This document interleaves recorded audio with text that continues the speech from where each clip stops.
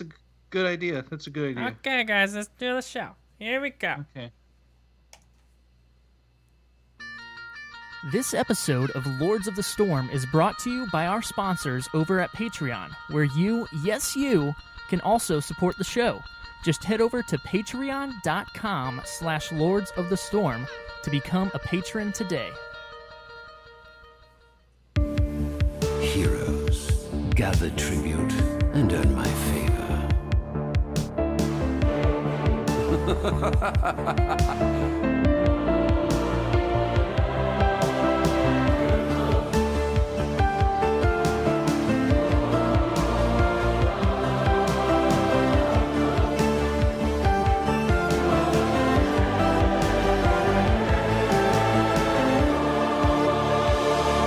What do you say? Are you ready to begin? Hello, everyone, and welcome to episode 172 of Lords of the Storm, a Heroes of the Storm podcast. My name is Greg Gizmo Zord Parker, and I'm joined tonight, of course, by the Zord Lords themselves, Mr. Kevin Multi-Zord Ellis and Ryan TBK Zord Reader. And on this week's episode, the Alliance have the Horde right where we want them. We talk today's balance patch, Secrets of the Storm, and we get ready for Phase 2 of the HGC. But let's see how the other two are doing this evening. Multi, how are you doing tonight? Oh, I'm doing quite well. Although work has really ramped up from about a 2 in difficulty level to somewhere around like 9-ish. So it's been good. It's been good. I mean, that's fine. It's challenging and engaging once more. But yeah, and we're not going to ever turn the dial down back to 2. It's going to always be something crazy going on there. So just adjusting to that. But Yes. otherwise good. Yes. Mm-hmm. Understandable. TBK, how are you doing? I am doing well as well. Work is very busy. It's like we Yeah, work you're at the crazy same busy. place. We don't even like talk to each other as much. It's I know. sad. It's Yeah, it's- crazy. It's a super Oh. small company. It's crazy how you guys don't like run into each other or anything. It's a startup. It's kind of like Blizzard. It's a small startup. Yeah, it's small indie company. Yeah, Yeah. I hope they make it because it's big risk working for Well, the it's small not companies. for profit. You know, It's okay, all government subsidies. fair enough. Well, what have you guys been up to in gaming this week? TBK, I'll start with you because I know we both had really bad experiences Man, pre-show separately. I have just been having the worst quick match games lately. And it's normally either because one comp is super stacked against the other one, or like the pre-show games, I had 2 AI on my team from 2 people who disconnected Oh boy. quite early. And then it was and I'm playing more Urel because spoilers, she got buffed some. So I'm trying her out. And the quick match put me into a team against a Kel'Thuzad, a Johanna, and a Junkrat. Mm. So that was less than ideal Yep. for her. Yep. Um, Less than ideal. So I guess all I can say is those new quick matchmaker rules can't come fast enough. yeah, it's. Yep. I would agree, and it's weird. I don't know if it's been worse lately or if I just notice it more because I've been playing so much Hero League that like I've decided I'm gonna pick up Jaina because I need a caster, a mage for my rotation in Hero League. Sure. And so I want to work on her, so I got 4 games with her in before the show. And first game on my team, it was a Jaina, Kel'Thuzad, Li Ming, Tassadar, Illidan. And then on their team, Oh boy. they had Valera, which already, Valera against 3 mages. This is not going to be fun. Blaze, Lunara, and doesn't even matter who else, just people that wrecked us. And it was on Alterac Pass, and we didn't win a single engagement or a single objective, and it was super fun. And then the rest of the games, all 4 games, they either had a Valera or a Zeratul, and we had no front line. So good Well, times. at least you got to play Alterac Pass because I can't queue into it. I don't know why. I've played a fair amount of games since it came out. Certainly the day of, I got super hyped to play it just because, you know, I mean, it's the new hotness. And then, yeah, I mean, I've been trying to log some games in quick match myself, and I've gotten it once, so just once. And I've heard this complaint going around too. I feel like they were talking about it on the instance this week, and definitely elsewhere. The way that when something new, especially a map as hype as Alterac Pass is, the fact that they should maybe look into weighing it a little heavier against the rest of the pool, at least right out the gate, because it is kind of a feels bad moment to come home on the day of the release and be like, heck yeah, Alterac Pass, and then you get in there and you're like, heck yeah, Raxus Holdout. And game 2, you're like, heck yeah, Zuma Spider Queen. And then, they weight it in a sense because they make the pool smaller. But yeah, I agree. But does it have weight beyond that? I mean, seriously, if it was like 30% of what you queue into, that would even be helpful. Yeah. If it is now, like if they do that, maybe I'm just that unlucky. I don't know. That's also a possibility. But yeah, I don't know. I mean, I think I've played it twice since it went live, but again, that's just because I've been in Hero League. Which, speaking of, this last week I got back into Plat. I got to Plat 4. And then things have started going downhill. Yesterday was awful. I got to my demotion game twice. I finished it off the first time, and second time I haven't played it yet. Just because I didn't really have so time. So the pressure's on. Yeah, pressure's on. Is that a good move to put that off though? Because like to me, it would have been you're a guaranteed sit down to loss. that session and go, okay, here we go. No. It would have been a guaranteed loss. Yesterday was just a bad day. Like I haven't really tilted at all this season, and I was tilting yesterday. I lost 4 games, all 4 of them on Phoenix for me, which like what? He's still at, I think I have him. He's 52 and like 14 or something now. Which is still super cool. And I'm going to be sad when that number goes down because it will. Like it's not going to, possibly now after this week, who knows. But yeah, so I'm still climbing, but things have slowed down a little bit for me. But still having a good time. Yeah. Anything else exciting besides Heroes that you guys have done? I played more Jurassic World Evolution. Nice. Yep. Dinosaurs that escape, dinosaurs that eat people. Dinosaurs. Is are that cool. phone game? No. It's the like world builder. Actual game. Yeah. I've been playing the phone one too. It's more like Pokemon than Pokemon Go is. Because there's actual fighting and battling. Yeah. Okay. So, that's come to think of it, I have picked up Pokemon Go again. Yep. So have I. The new friend and gifting system is up now, and I've learned that it's made me feel really guilty when people send me gifts and I don't have one to send back. Like I just sit there going, "Oh, that's so nice of you, but I've got nothing for you." Do you actually take something out of your inventory to send? It's a thing that you get from spinning Pokestops. It's an actual gift. It counts as an item slot, yes, but then you just send them out through the friends thing, and you build up your friendship rating. And I need to start adding friends so I can get Pokeballs because I have no Pokestops. Just post your code; you'll get a few. Yep. All right. Well, let's transition back over to Heroes here and get into the good stuff. Before we get into another the news, game where you have to catch them all. Yes. In Heroes. Yeah. I mean, or you don't collect have them to. all. You don't have to. Got to collect them all. Don't peer pressure people. Well, you don't. What's have wrong to with collect you? all the Pokemon either. But What there's is still wrong the with pressure. That's right. Hey, look, I played Pokemon for 10 years, and I have at least one friend that all the time would ask me, "So have you caught them all yet?" And I'd say, "No." So there's pressure. Okay. Yeah, it's out there. We have a few quick Patreon updates. First up, Joseph earned his Zord title last week. So, Joseph, you get this.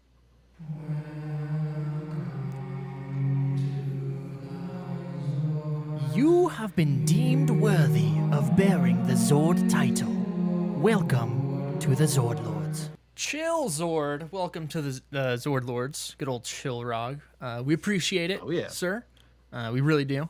And we have a new patron as well, LDAP TV.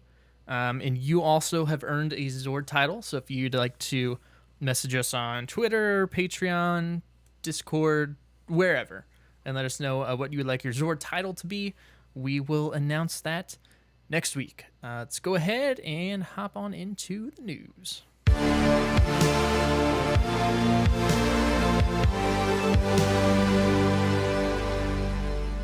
That was a little louder than I planned on. I apologize. First up, now that your eardrums are bleeding, You can fix it in post, right? If it's that bad. no, Are you guys alive in chat? It still wasn't there? that loud. Wasn't that loud. Okay, But okay. my first, headphones are smoking right now. first up, we announced this last week, but this week it's important. It's more important.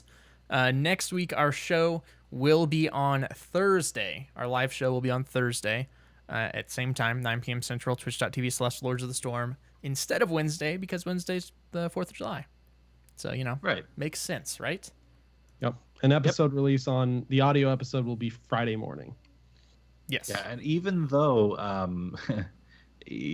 it's the 5th, there's still the chance of just hearing fireworks in the background through the whole thing, because there's so many people that just don't finish them all off on the July 4th. So just, prep yourselves for that. Yes. More eardrum bursting. Prepare. Next up, Nixamania. You thought it was over. Well, it is. It is over. But if you are a Twitch Prime member, you can get 5 rare Nixamania loot chests and claim those. And though you have to claim them through. I actually don't even see a date on here. It you said on the little can- video, I think it's July. Hang on. I'll get July you an 2nd or something, maybe? answer. Yeah. So okay. July 2nd. You got it. So not a ton of time, but you got some time. If you're listening to this episode within a week, get in there and claim it, because they're not. It's not just 5 Nextmania loot chests; it's 5 rare Nextmania loot chests. And don't be afraid to re-roll on those. Try and get some of those skins that you're gonna have to wait pretty much a full year to have a chance to get. Oh, if I do So, this, I'm re-rolling every one of them. I'm on the fence, but yeah. nice. Also, so Call to Arms, the event that was happening this last week. Alter Egg Pass, Horde versus Alliance. We had the Horde streamer team, Alliance streamer team. It could not have gone better for the Alliance and our plan. Uh-huh.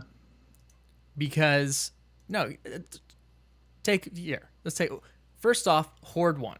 They won both the event throughout the week, the streaming event, and they won the showdown today. That happened today. Yep. But get this. In a dominating fashion, Get this. I might add. See how happy they are? Just listen to how happy they are. So before any of this happened, we had a huge meeting in Goldshire. King Anduin called it. We all went. And we did not like his plan at first. He's like, guys, this is what we're going to do. He's like, Varian, my dad, he was a manly man. He was just all man. And so, if he was here, we would go in and we would just crush the Alliance. We would do it now, but we don't want to show our strength before the battle for Azeroth, because that's the important thing here. So this is what we're going to do. We're going to go in, we're going to let them feel good about themselves. We're going to pull a few punches there, get a few kills there, win a game here. But all in all, we're just going to let them take it and let them get so stoked and think that they have everything going on for them when it comes to Battle for Azeroth. And then they're not going to. All I heard while you were saying that was, we have a weak baby king now. And you want to know what the Yeah. best part about it is? You would think this would be a secret, but no, he says, you know what? After it's over, you can talk about it, because the Horde are so stinky and dumb that they're just going to mock you even after you say it. And that's all part of the plan. I haven't See? been listening to anything you've said. I've only been thinking about burning down Teldrassil. See? Look at that. It's everything is going to plan. It could not be better for the Alliance. So, for the Alliance, You guys got beaten so bad that he had to mass res his entire army. Did you not?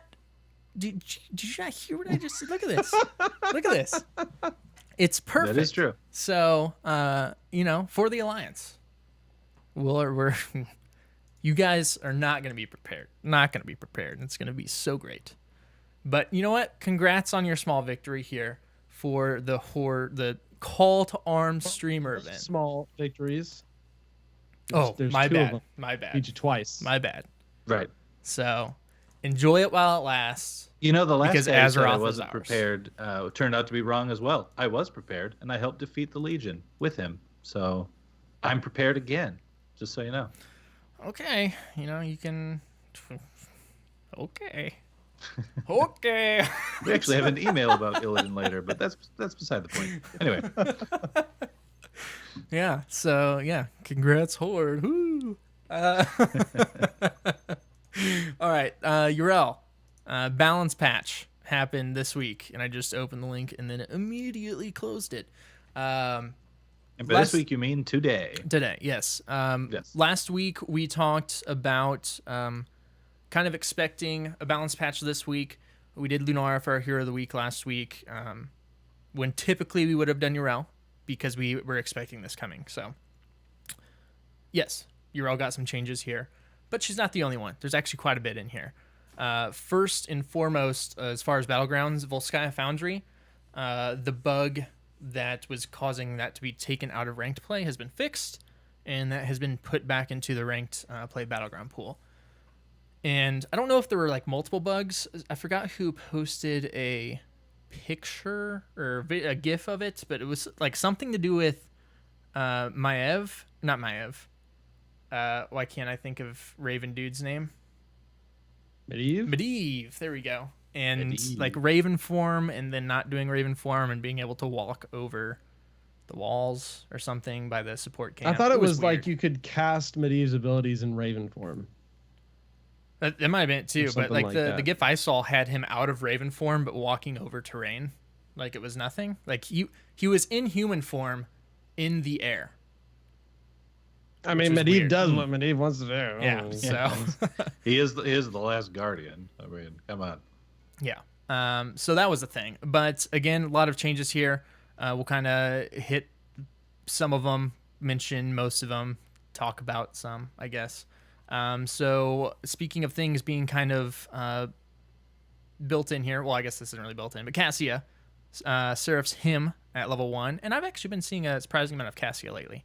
Got some new functionality. It reduced Blinding Light's cooldown and mana cost by 33%. Basic attacks against blinded enemies deal 100% bonus damage. And then level 7 Impale. That's pretty huge. Bonus damage threshold increased from 50 to 60% of the target's maximum health. But yeah, I played a lot of her during the next mini event and had a pretty good time with her. She seems like she can be pretty good, so it's good. Phoenix, my boy. They were just my like boy. Gizmo Zord, because you posted your win rate I did. with Phoenix in your Hero League, and I'm beginning to think that was your mistake. Yeah. Yep. So it turns out if you're over 80% win rate with like over 50 games, you shouldn't say anything. Because It's now not a full nerf though. There's no, some... it's I don't think it's gonna be that bad. He was admittingly overpowered. Like he was overpowered. He is too much, way too strong as a solo laner. Even if you're not intending on playing him as a solo laner, like there's no ways to punish him because of his shields and the regeneration on it and stuff like that. So both his health regeneration and shield regeneration, they reduced from 4.25% to 4%, which That's significant. Yeah. That's very significant. And I wanted to kind of mention this while we were on it, because historically health buffs or nerfs have done sometimes very significant swings in win rate. And I agree, but this isn't really the same because he still does have that shield. So until you get through that shield, you're still not hurting his health, and then he's but still he did not get having both to go back. nerfed, Yeah. and the thing is, like, both bars technically aren't that big by themselves, and so even if you scale it down just a little bit, it's a pretty I mean, it seems like a small number, but it's a fair enough chunk. Yeah. I'm sure they've tested it and everything, but I think it's a pretty big deal. Yeah. I'm with you, TBK. And I haven't played him since these changes because I was playing Janet today, but I will for sure be testing to see how he feels before taking him back into Hero League. But I do think he's still going to be all right. There are some other things. I mean, that's not the only thing that changed. Planet Cracker damage increased from 108 to 112, which I don't take, so that's not an issue for me. Level 7 talents, Combat Advantage, which is a big one. Damage bonus reduced from 40% to 35%. That's going to be each time your Q hits a slowed target, increases the damage. So 5% nerf there, which is pretty big. And then Warfare, attack speed increased from 125% to 175%. That one's pretty big. That's the one after you warp, you get that attack speed buff, right? Mm-hmm. Yeah. Which I've pretty much been going Q build the whole time. So I may check out some of the other stuff now. That's the build it seems they hit the hardest. Yeah, which is weird because it's not weird because it felt really it's a good build. Good, but it's not really the build most people are going these days. A lot of people have been going auto attack builds and for the most part. So I'll check them out and see how they feel. And then level 13, they made some changes. Adanium shield armor received after warping increased from 40 to 50. Rapid recharge, shield recharge amount increased from 40% to 60% of healing received. And then auxiliary shields, which is another big one. Shield regeneration amount reduced from 15% to 10% of basic attack damage dealt. This is like the third time this has been nerfed. Right. Yeah. And this one's been nerfed a lot. Mm-hmm. I don't know the numbers of the past nerfs, but this one feels larger to me. Or maybe it's just because it's because it's getting so small. Yeah, exactly. Yeah. That could be it too. But the other two, I mean, are buffs, on this tier. Obviously, they're trying to promote, more talent pick diversity at level 13 here. But I would be intrigued to see if some of these, like rapid recharge with a good healer, maybe. Well, it's the auxiliary shields nerf is the nerf that worries me the most about this. I worry about that 5% on top of the whole health scaling and shield scaling nerf. Oh yeah, being quite a bit because this was a way to keep your shields up, but like the combat advantage doesn't worry me as much because the damage on that was really good, but the whole point of Phoenix, at least for me when playing him, cool, it's nice if you get kills, but the whole point is slowing the enemy team, getting a good bullying them out of lane, getting good damage on them at the beginning of a team fight with your Q and your purification salve, and giving your team an early fight advantage. So I still think he'll do that okay, but now I'm gonna have to watch positioning a lot more, and you won't be able to bully as hard. And while we're talking about Phoenix and his shields and stuff, the one thing I was looking for in this entire patch was a bug fix of Varian Shattering Throw damage not only being multiplied to shields, but also health. And if you did, I forgot what the combination was. I'm pretty sure it was Colossus Smash. If you did a charge, Shattering Throw, you could insta kill a Phoenix. Yeah, it was charge in or just Colossus Smash in and then Shattering Throw, and it was like bam. So that's made things rough in Hero League because if I was playing Phoenix, it had to be a Varian ban or we had to take him. So and that's not fixed. It is fixed. Oh, it is. Yes. Okay. That is been one in of the bug fixes. It's been in for over a month. I've experienced it twice while playing Phoenix, and it felt really bad every single time. Yeah, the first time I had no idea what happened, and I had to go back and watch and look at the death log and all sorts of stuff. It was crazy. Greymane, TBK, why don't you tell us what happened to whole old gray dude here? Just some slight buffs. Gilnean Cocktail, small cooldown reduction. Perfect Aim, little mana refund increase, level 1. They remove visceral attacks at level 13, and this is probably the biggest part of him. And they kind of built it in a little bit to Unfettered Assault, which now also causes Worgen basic attacks to reduce Razor Swipe's cooldown by 1.5 seconds. I mean, Greymane's going to need all the help he can get before the Battle for Azeroth, because I'll bet he dies during it. Just calling that right now as a story point. You guys He's can not have going to him. make it to the end. You guys can take him. He's kind of a jerk. He is kind of a jerk. He's a jerk. He's kind of like a just getting father grumpy. figure to Anduin, though. Yeah, that's true. That's true. Maev here, getting some changes. Warden's Cage, Warden Avatar duration reduced from 7 to 5 seconds, which that's a good change. 7 seconds is a really long time. That's a long time. Way too long. Yeah. It really was. 5 seconds is still a long time. That's the thing. Yeah, I mean it's longer than a mosh pit. So, talents level 1, Pursuit of Vengeance, cooldown reduction per hero tethered increased from 1.5 to 2.5 seconds. That's kind of nuts. So I like that. Shadow armor duration increased from 2.5 to 3 seconds. Cool. Cruel Chain at 16. Damage bonus per stack reduced from 40% to 30%, and then maximum damage bonus reduced from 200% to 150%. And Vengeful Knives bonus damage per hero hit increased from 1.2 to 1.5% of max health.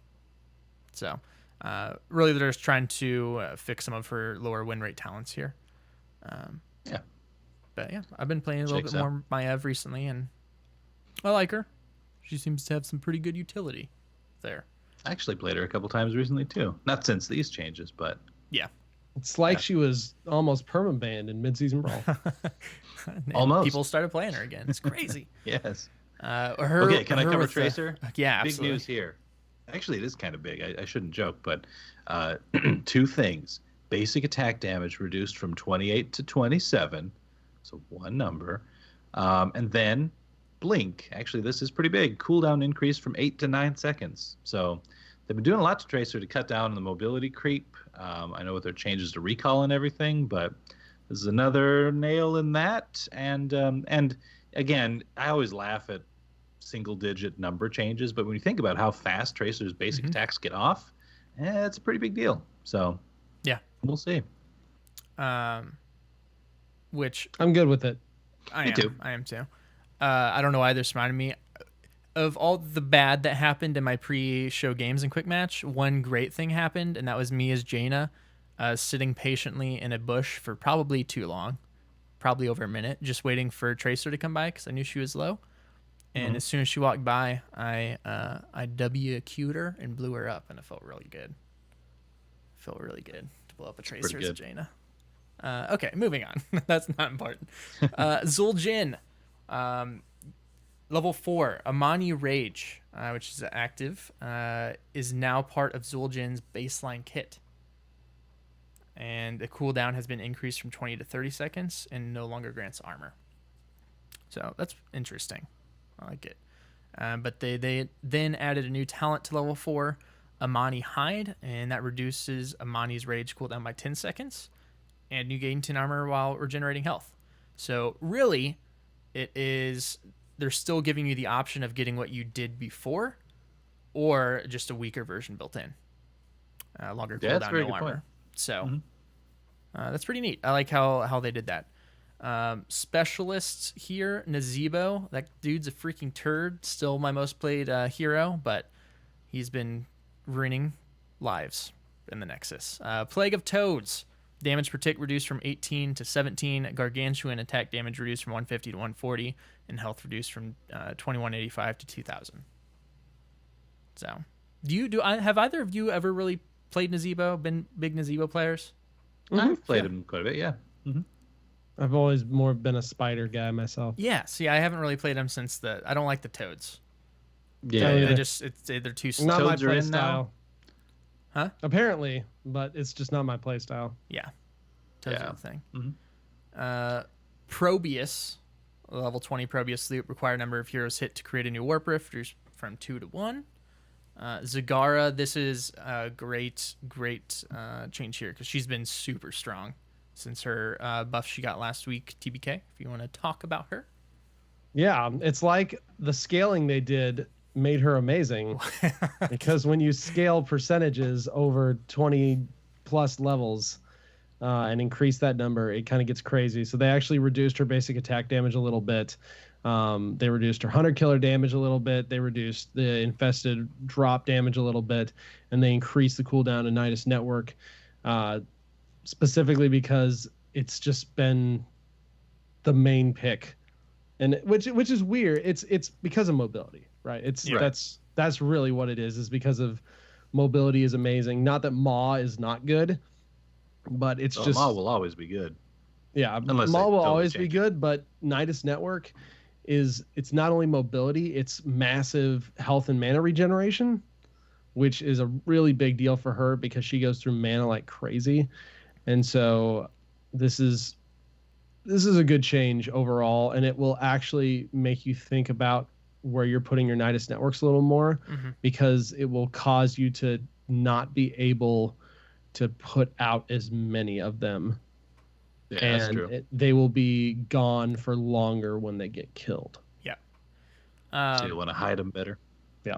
So one of the things I've been thinking about that's kind of interesting with Maul and stuff like that. One of the reasons I think Nidus Network is most picked now is not only just because of mobility, but the more heroes we add to this pool, the more ults there are going to be that do things like Maul, which is AoE multi-hero CC, which kind of opens it up for other picks, which isn't just going to affect her, but I think, as we add more heroes and stuff, that will open up heroic picks and stuff to other heroes as well, which is cool, just depending on what your comp is made of. Multi, if you want to take us through the supports. I sure will. I was going to Except for volunteer. Rhaegar. I want Rhaegar. Okay, I mean, I got some thoughts on him too, but sure. There's not much to say about the other two though, because they're. I mean, it is kind of a fair deal. Anna Shrike, her trait now applies doses to structures, so That's good. a little extra there. And Deckard's getting a level 20 change to the Mornados, whatever. So what's going on with Rhaegar? What does Mornados do? Because I've never picked it. Presumably more Lornados. That's what, so based on the is name? it like each time It's it hits cooldown somebody? reduction each time you hit a hero with Lornado. That's cool. I want to pick So that. you get even more Mornados. I want to with this. test that just to see how many Lornados it's possible to have on the screen at once. Like physically. Yeah, Yeah. that'd be cool. All I the feel like Lornados. we Play need some try science mode. of the storm You on can this. get, you can get try mode. You can get so many going. You turn off cooldown reduction and just. Oh, well, just there's shoot it up. that. It's, Yeah. it's hilarious. Oh, you mean legitimately? Well, Yes. I mean legitimately. yeah. You can have 5 friends just stand there Mhm. in line. That's true. Yep. So Rhaegar, I have a level 42 Rhaegar. He's my most played hero, like highest amount of games, and he's been kind of lacking for. He's just been kind of Yeah. recently because the way he's built, and I still think they need to give him self-cast Ancestral back, but that's neither here nor there, but it should be here because it's a thing. But he's been relegated to kind of stay back and just heal, which kind of sucks for him because first off, his chain heal was really sucky. Mm-hmm. It's on a long cooldown, and it's incredibly mana intensive. And also doesn't heal that much. Like Yeah. your healing numbers at the end of the game turn out to be good, especially if you take Ancestral, obviously. But yeah, I mean, it's as far as like an in-fight heal, it's not always the best. Well, and part of his kit, his Z, makes you want to go in. He's a melee Yeah. healer who's squishier than, say, an Uther, and you can't use your big heal on yourself if you want to. They also nerfed his wave clear a while back. So he's just been in a really like middling point. One of his only good things is he's one of the very few healers left with a straight up cleanse at level 7. So this in my opinion has been a really long time coming because he needed help, and I think this is going to feel really good. They actually changed his chain heal, so they reduced the cooldown of it from 9 to 8 seconds. They increased the heal from 240 to 260, and they reduced the mana cost. So boom, there's bang, bang, bang. All three things that were kind of an issue before are now somewhat remedied. Yeah. They did Somewhat. though massively nerf Ancestral. 1475 to 1180. That's big. I think It's still a big heal. Yeah. Still a big old heal. And one of the reasonings they said is that because they're building extra power into his main kit, they felt okay with nerfing Ancestral. but this is cool because his healing output off his base kit's going to be better now. And I forgot, I saw True. somebody say this on Twitter too. Bloodlust. Maybe that makes Bloodlust like more, it'll get picked more now because Yeah, Bloodlust is maybe. awesome. Yeah, they're not touching And it. Because you've got better healing in general. yeah, in Swift, our boy Swift Zord always picks Bloodlust, no matter the true. situation, and it's He super does. He fun. just really lusts for blood. We don't know what to tell you. Yeah. So And honestly, I think this is going to be okay. I think this is actually a good trade-off. But what I would like to see them do and just go further is just give him self-cast Ancestral back at this point. With the weaker Ancestral, that also makes a little more sense. I 'Cause- just feel like it's just in his kit, in his nature, to be able to self-Ancestral. So And that I you don't can feel get like it more was a problem aggressive. before. Yeah, because his kit is aggressive, right? Right. He's got lightning shield. He's got the slowing totem. All of his attacks are melee, and his Z jumps you in to melee combat. And really, it was always a poor Rhaegar that constantly just overextended and casted on himself anyway. Like, I mean, you still would want to get a ton of value by bringing up a tank or high priority target or something like that, other than yourself. But to have It's the just option, nice to have, it's just more yeah. freedom. Yeah. Mhm. Mhm. Yeah, I've got the option to palm myself with Karazim. I've got the option to divine shield myself with Uther. I should be able to have the option to Ancestral with Rhaegar. Consistency. Yep, it just makes sense to me. A few level 4 talent changes, mana cost reductions on Spirit Walker's Grace, and extra mana restoration significantly. Maximum mana restoration increased from 40 to 100 on Stormcaller level 4 talents. that is Uh, that's that's it's pretty big. quite the That's number pretty big. change. That's Yeah. yeah, that's a, 150%. big mana back, and it's possible they may have fixed a lot of his mana issues with some. I of would these think things. so, because you're getting also the mana cost reduction and the chain heal. I mean, and it'll make sense with the cooldown reduction too. Yeah. I think that's the talent I want to try, for sure. They also nerf buffed Farsight at level 7, so the Burffed. reveal is Burffed. Burffed. they burfed it. They burfed it up good. The reveal went down from 10 to 5 seconds. The enemy reveal duration was reduced from 4 to 3, and the size was reduced from 10 to 7. But they also reduced the cooldown from 30 to 16, not 15. No, 16. they didn't want to cut it in half. That would No, be too much. Hey, that'd it's be calculated. crazy. Calculated. So that is interesting. It's less but more. And I actually think that these type of things are way more beneficial, because that just means I have more vision up, or I can look at more areas faster. Mhm. I think that's more beneficial than revealing a single area for longer. Yep. In almost every situation. Earth Living Enchant at 13, the healing per second was increased from 40 to 45. Tidal Waves, the cooldown reduction was decreased from 1 to 0.75, so not quite as much. Little nerf. Rising Storm 16 on his W, the damage bonus per stack increased from 10 to 15%, and the max stacks was reduced from 20 to 15. So this talent has been through a lot of buffs and nerfs. Back when they did the Rhaegar rework, he actually had a lightning shield build that was extremely dominant Mhm. for several weeks. And so this is now, you're going to get close to what it was before, but you're going to get there quicker type thing. Mhm. So you don't have to stack it up as much. And then Farseer's Blessing, this is the ancestral upgrade at level 20. The healing bonus was increased from 50 to 75%, and nearby allies healed was increased from 50 to 75% as well. And this is most likely due to the fact that ancestral is so much smaller now. Yeah, and it actually, I mean, I don't know the math right off, but it should almost make it as powerful as the initial pre-buff or pre-nerf ancestral healing. Yeah, Seems. man. Maybe I not mean, as quite. Maybe not like quite, level but 20. I mean, it's probably a good thing. And Yeah.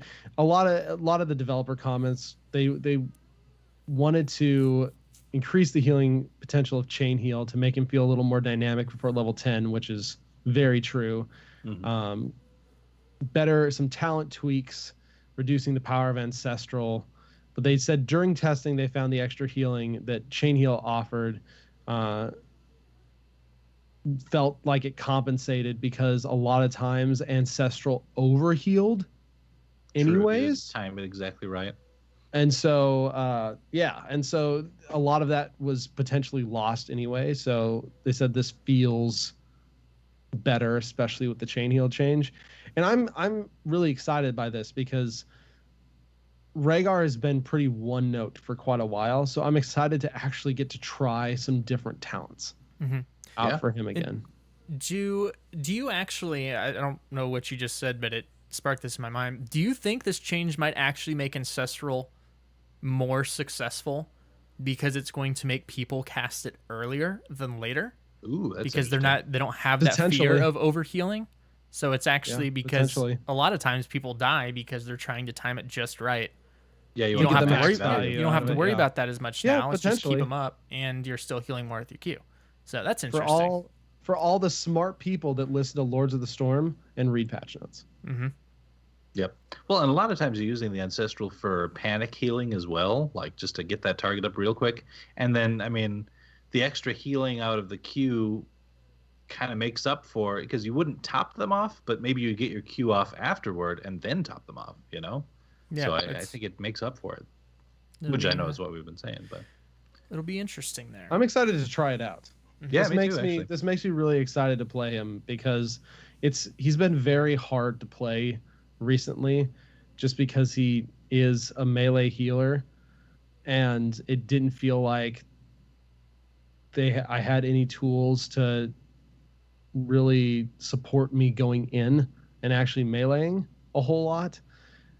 And it feels really bad to just kind of have to stay on the fringes and have this piddly chain heal every 9 seconds. Makes sense. Gotcha. Multi. We'll see how this goes. You want to take us through old Nubarak here? I want to do the Warriors, if that's cool. That's cool. I can knock them out up till Yrel, because there's stuff going on there. But yeah, some of them are going to go pretty quick. A Nubarak for sure.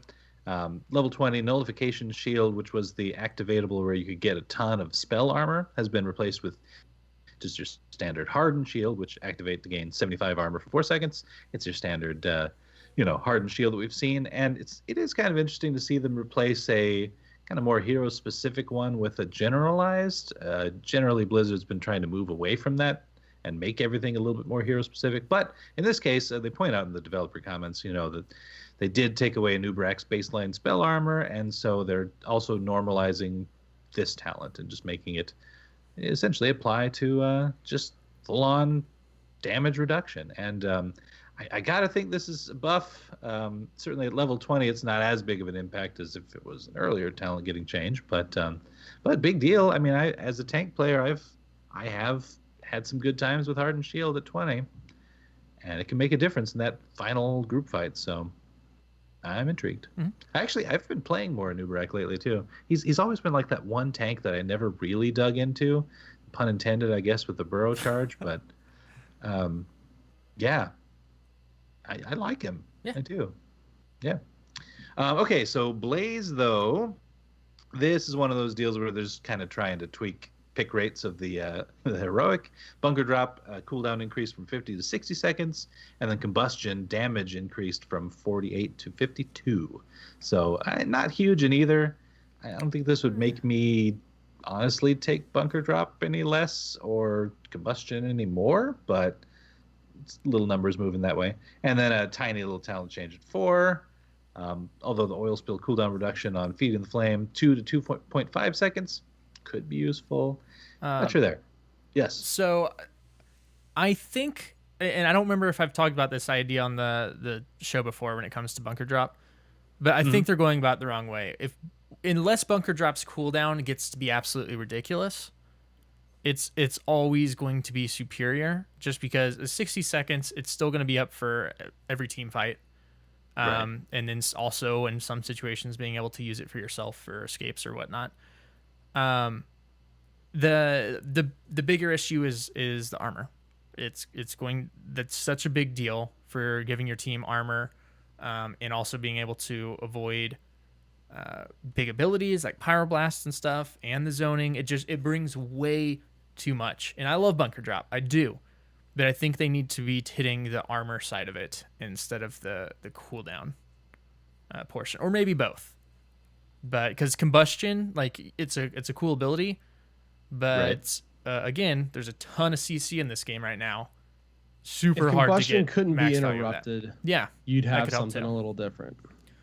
So They could look into that potentially. yeah, like do something to where make the movement speed on combustion even slower than what it already is, but no Make it interruptions on it. unstoppable. Yeah, that way you can at least combo it with another heroic or something.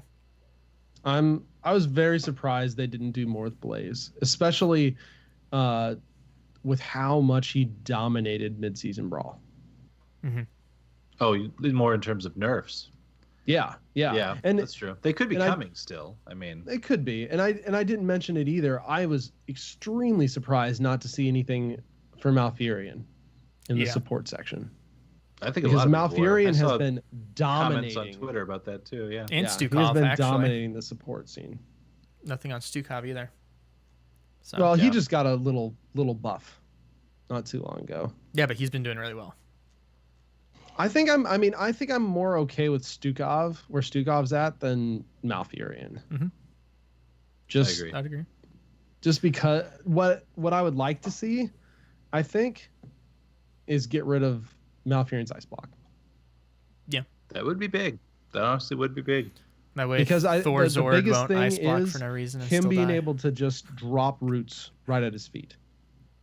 Yeah. Yeah. Basically get away from anything, or just having that as a zoning tool, which I think roots for him are way more iconic. And if you need to get rid of something, get rid of the ice block. Yeah, That's Yeah, not ice block iconic even- for Malfurion. Doesn't yeah. It's also not a druid ability. Like if you want to go that route, it's a mage ability kind of. So yeah, that one did always feel a little weird on him. It's good on him, but I'll concede that. I mean, I want to It's keep extremely it because I'm good. selfish and kind of a Malf main-ish. Like he's probably my main dude if I look back at everything. But no, I'm with you on that. Yeah. I think that's what you need. That gives him the dive vulnerability that he doesn't have. Yeah, because he's already super fast. If you're going the Yeah. talent with movement, like dude's Oh, mounted yeah. when he's not mounted. It's crazy. All right, Right. Diablo multi. Diablo, okay. Nothing major here again. It's a an Uber style health increase and health regen increase. Some numbers there. Nothing too crazy, but useful for sure. Another swap of trying to change us up on our talent picks here for the heroics. We've got the Apocalypse's cooldown reduction from it's being reduced from 100 to 90 seconds. Lightning Breath cooldown increased from 60 to 70 seconds. And as a longtime Lightning Breath fan, it still just kind of warms my heart that that's the one getting picked. And I don't necessarily think that this is going to change that, but it's just kind of trying to tweak us in that direction. And now it warms and slows your heart. Yes, it does. Be It warms still it my quite a beating bit, heart. too. Yeah. Yes, it does. Hey, my heart could use some slowing right now. I've been really stressed out. Quick lightning breath multi. Okay. And then some talent tweaks that aren't huge. Johanna, let's move on to yet again some health tweaking upward, and then level 4 Eternal Retaliation W now also restores 2.5 mana for each enemy hit by Condemn. So, and that's enemy. That's not just heroes. So This some is extra weird. wave clear potential. This is weird. Yeah. That's a pretty dang big health increase This for is a warrior that's been doing significant- really well. That's true. This I is shouldn't a have undersold it. significant health increase. And she saw some MSB play. So she's not like she did Remember, well. the meta being MSB brought back. patch was pre-armor Yeah. removal. That's true. Yeah. Mm-hmm. So I think that's what this was an answer to. It'll be interesting to see just how much this helped because, like we talked about earlier, health increases and decreases can be fairly impactful, especially depending on the hero. And when you add this much extra health to a tank, it can be we could see her really shoot up potentially. Yep. For sure. I'd be cool with it. So anyway, this brings us to Irel.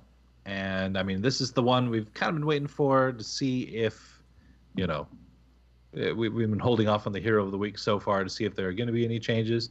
And they are here. So yeah, shall we talk about it? Yeah. So before we get into the changes themselves, we're actually going to do the developer comment here first to kind of explain the whole thing. And it's kind of what we talked about last week. They've seen Urel trending upwards strongly since her release, most likely due to players beginning to master her unique playstyle. But they've also seen a large difference between players who have a lot of experience as Urel, hero level 10 plus, and people who are still learning the hero.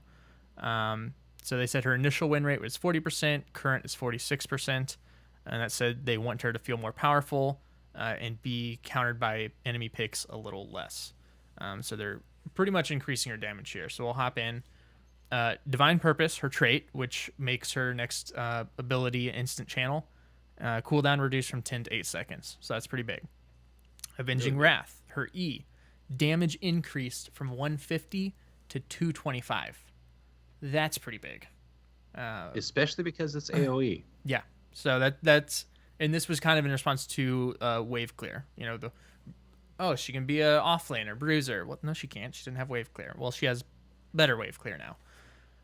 And then adjusting her talents here. So at level 4, Aegis of Light, armor mount increased from 25 to 35%. 25 to 35. That's pretty big.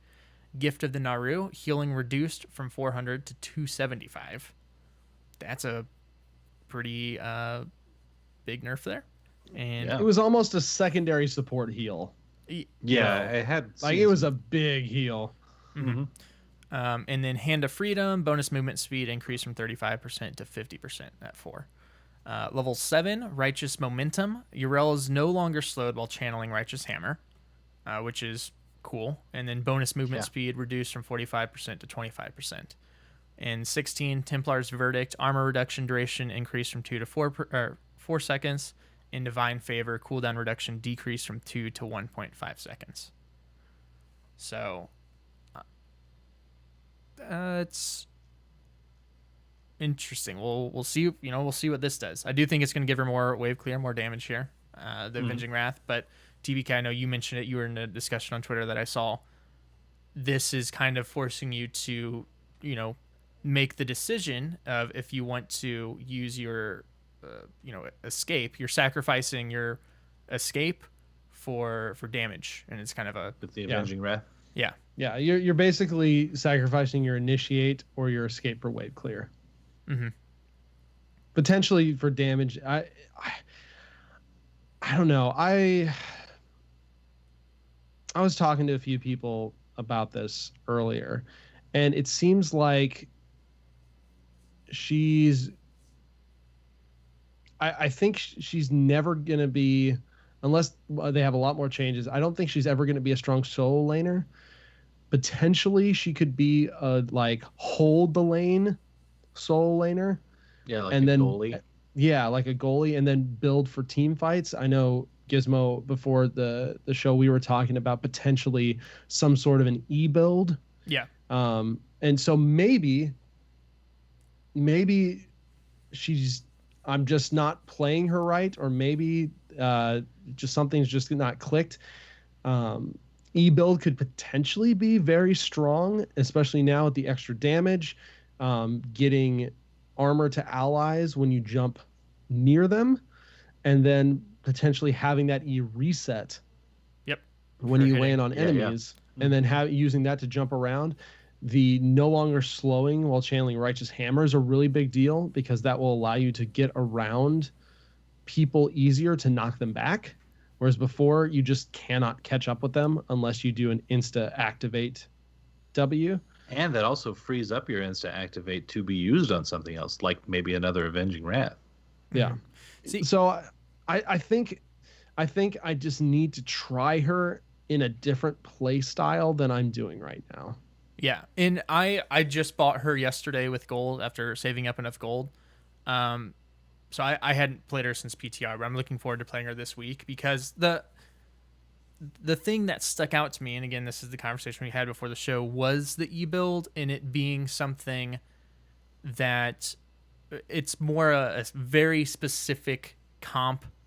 I don't, maybe even a cheese comp, because TBK, you pointed out counters to that whole thing, but just having not only more damage with your Avenging Wrath and being able to cast it much more, because with the cooldown reduction and stuff, you don't have to get it full charge. If you're getting that reset, you can be doing some damage, still providing a melee, heavy comp, or dive comp armor.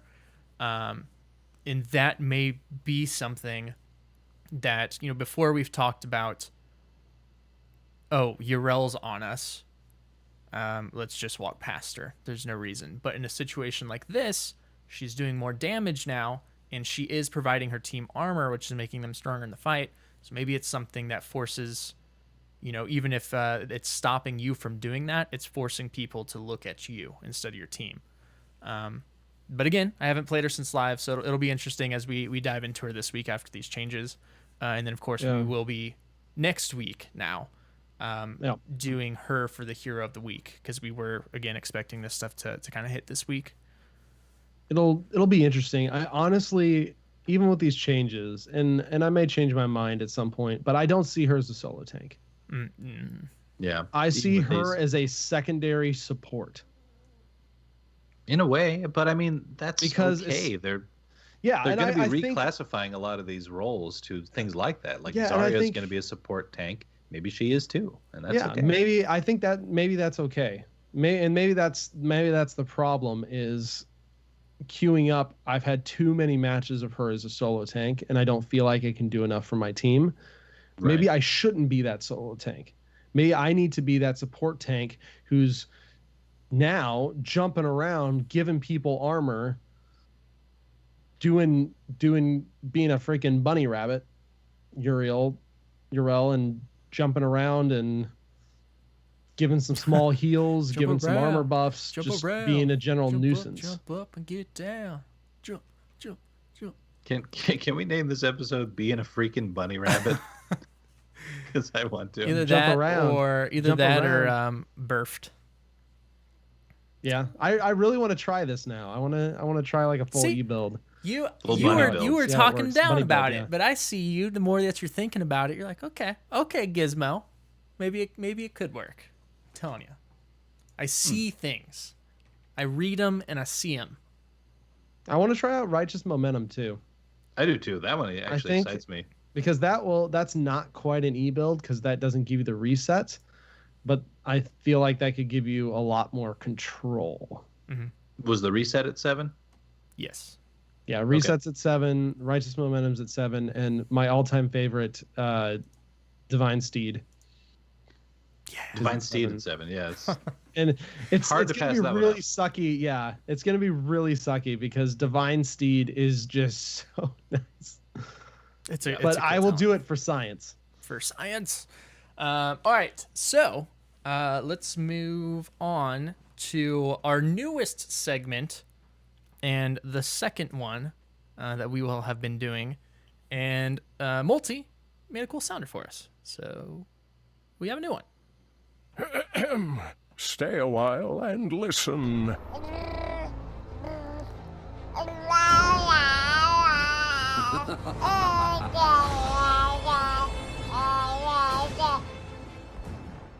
So I think you used the wrong one. No, I totally used the right one. You wanted me to play that at the end of the episode, but people needed to hear it because it's fantastic. Oh, and I almost want it to be like the actual sounder because it's great. But yeah, so that was the version of Multi trying to make it initially, but no. I'll give the story real quick. So I was recording this bumper, and I had picked up my son that day. And so that is my almost 8-month-old son. And anyway, but yeah, I was sitting down on the recording, and I had done some of the, I had the Deckard Cain line in there and had the background music that I wanted and everything. But he just would not stop his baby babble talking. I was like, we'll do a cut with you. We'll see how this turns out. And I think it turned out okay. Yeah. So this is the real version, which I haven't decided if it's the real version or not yet, because that one is really hard to beat. But here's the non-Rowan version. Stay a while and listen. Welcome to Lords of the Storm.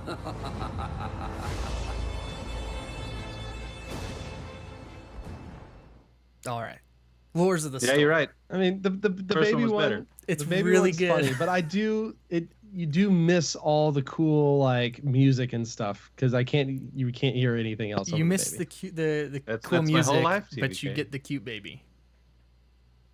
Is So, it worth the trade-off? There's I going don't to know. be the question. That's send us your feedback, everyone, on which sounder becomes the official sounder for Lords of the Storm. Oh, All right, boy. send us your feedback.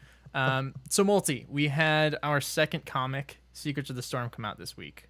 Let's talk. Indeed, about we it. did. So this one's very interesting. If you haven't had the chance to read it yet, you could skip ahead a little bit. That's totally cool. But if not, I mean, it's much like the first one in that we get a little bit of flavor and a little bit of mystery involved in this one as well. Kind of leaves us hanging on a couple things. So yeah, I mean, I feel like you could maybe listen to this and then go read it and still get something out of it. So you don't have to go in that order. But anyway, okay. So this is essentially picking up where we left off from the last comic in some ways, and then also at the very end, spoiler alert, it ties in a little bit of the Alterac Pass event as well. So, but there's some stuff going on in the middle here. So we've got actually it really mainly centers in my mind on Deckard Cain, which is kind of cool because it's the first we've really seen one of these comics where it truly is focusing on one of the heroes that we know in the game, and I mean, who better? Deckard is the well-traveled gentleman that he is, and he opens it up discussing this. But anyway, so he runs into pretty much right away Orphea, which you guys remember from the first comic. At least she was mentioned there that the Raven Lord was looking to seek her out, bring her back, and guys, I don't know if you know this, but she's not interested in going back. It didn't Not appear at all. that She way. having it. Did not appear that way. No. So it's the two guys that the Raven Lord sent in the first comic are the ones that are featured here. It's the same kind of like armor. They've got those big weird moose antler horns and things. And anyway, so they're trying to track her down, and they're huge. I mean, they lean over Deckard Cain, and they're very imposing. But Orphea is a little terrifying. I know there's been a lot of talk about her after this came out and how much people just love her flavor, but basically I don't know what the ability is that she's using on these guys, but it's a like line nuke, just literally blows holes through them, and It's so strong it moves yeah. her back. Yeah, Which kicks I think her back. that could be a cool ability in game. Like a really Yeah. strong skill shot that also moves you back. It's like escape and It's got like a drawback where you're putting yourself out of position to follow up, but it's so strong. I mean, I've already tweeted that I will be an Orphea main if Blizzard just, goes ahead and throws her in. Yeah, And the that'd interesting be cool. thing is she's got a coffin on her back. Yeah. So it's And this big- while she does the thing, it gets eyes. gets glowy eyes. Yeah, the whole time she has this sarcophagus almost, and it's like mummified. It's wrapped up really well. That is the only thing really that makes me still think that there's some kind of connection between her and Orpheus of the underworld. Maybe she has some connection with the dead, or I'm not sure. They don't really address that too much. I tried to look in the there's that one panel where she's running from those knights, I guess they are. And their dogs, by the way. Those dogs look like they should be mounts. The Void Hound, they are mounts. Those are Void Hounds? Those Hang on. are the Void Oh, yeah. Okay, they're in the other panel. You see that. Wish granted. The first panel, they're kind of shrouded in mist, and it's just hard to see. That's my excuse. Anyway, so, no, she's really cool. She fends them off. Actually, Deckard Cain helps her out. It's kind of cool. He casts the scroll of sealing on the ground. You even see the kind of triangular shape that it makes, so that was cool. But anyway, she's clearly a rebel. She defeats everybody, and then then a few other interesting things happen. So Deckard Cain picks up a Singularity shell, which looks kind of like a dried up version of a Singularity Stone. And Orphea explains it. Essentially, it is a stone that once belonged to a realm that has died long ago, and kind of gives a brief explanation as to how this kind of thing can happen, along with an example of the Dark Nexus taking over Ravencourt. So I was looking at this, and I wanted your guys' help on this one, because I've spent a lot of time on this panel in particular. There's one that's the art is so cool on this thing, where it's Deckard and Orphea on a hill looking over at the Dark Nexus and Ravencourt. You clearly see like bits of tower that are flying up in the air and everything. And so, I mean, obviously in the very, very back, there's the towering tower of Ravencourt Tower, right? But in the foreground, there's a lot going on here. So there's like a little fire breaking out over there. But in the very front, it seems like there's a bit of a shift in topography. Is that Towers of Doom in there? Is that like the little courtyard of Towers of Doom? It's kind of hard to tell, even as I'm looking at it as I'm saying this. I'd be intrigued to hear if anyone thinks this way. I think it looks like it. It might be. So what that would mean is, from a lore standpoint, that the Raven Lord easily took, at least from a lore standpoint, yet again, Towers of Doom, and now is kind of threatening the borders of essentially a Dragonshire, I guess, would be next on the list. See, we need a map for this kind of thing, guys. We need a map. That's all I want. Just where do the realms line up? Who's next to what? What I think's cool about this panel, and what I think they could do that would be neat, and I don't know if it'd be too much work, is as this lore is developing, to kind of show how it's affecting in game. So like Cursed Hollow, that's in Ravencourt, to have like add in some of this like red, like misty stuff, or like some of the pieces are broken and kind of floating, to show like that he did summon the Dark Nexus and how it is affecting Ravencourt. Or like the Raven Lord's side of Towers of Doom is starting to get corrupted too. That'd be cool. That'd be very cool. Yeah, it's a good idea. There's more on this panel though. So you thought I was done talking about this panel, but I'm not. Orphea also picks up a little, it looks like a red shard or crystal, I guess. I mean, it's clearly a sample of the destruction that the Dark Nexus can bring. And so she picks it up out of the ground and is kind of holding it. It actually floats in her hand some. And that actually comes into play later. So this is something that if you didn't really look at some of these panels, you might have missed. So essentially they go to Dragonshire next, so that they can have an audience with the Lady of Thorns, who is the realm lord there. And may I say, too, that throughout this whole thing, like if you're reading it in your head, it is so easy to just hear Deckard Cain's voice. Like credit to the voice actor there, but like when he visits her and he's like, "I come with dire tidings," like you can't not read it that way in your head, and it's great. Anyway, so okay, they have an audience. The whole court is there. Everyone's hanging out. Orphea does a little destruction demo, holds up the crystal to, I don't know, a wall, and just starts tearing it up. Pillars. One of the pillars, yeah. And that freaks everyone out. The Lady of Thorns, calls for just a recess of everybody and just talks to the two of them, and actually reveals something interesting. So she's talking about her husband, who was the king until a curse claimed him, turning his body to stone. And then she reveals the same is happening to her.